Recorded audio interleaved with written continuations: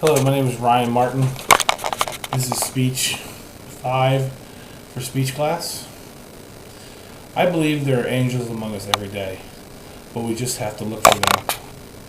People that God sent to earth for a reason, and people that will live in our memories forever. It was early in the summer of 1987. I had just moved in with my father and his new wife and her 3 children, when I met a man that would change my life. We started going to church at my new stepmother's was a member of, and I met Pastor Benz. He wasn't like any kind of pastor I'd ever talked to before. He was very down to earth and a friendly man with kind and gentle heart. Talking to him really helped me deal with my new family I had to move in with.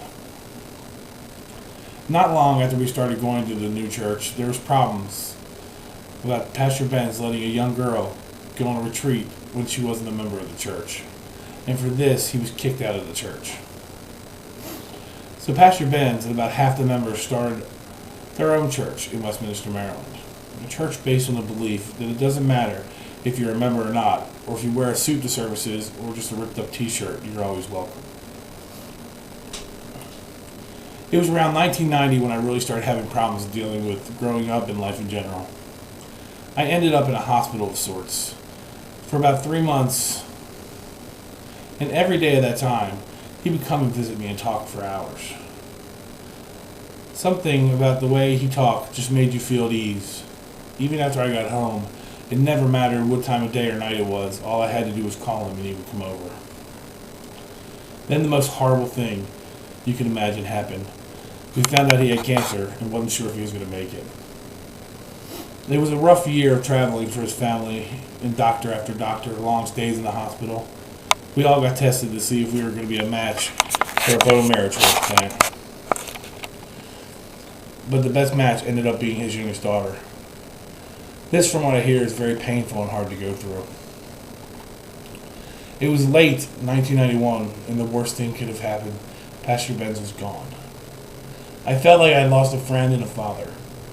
The one person I could tell everything to, and that would never judge me, and would be there for me, and would never be there for me again.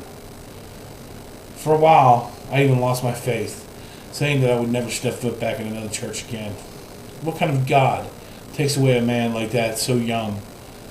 Then I spoke to his younger daughter a few years later and realized that I was wrong to give up. After his death in 1991, over 56,000 people signed up to be donors and were put on the bone marrow list in his name. Even in death, Pastor Benz was changing the world. With love and kindness he showed in his life. He will always be missed by many, but he'll never be forgotten.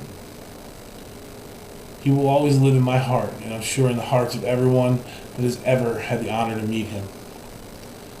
Thank you very much for listening.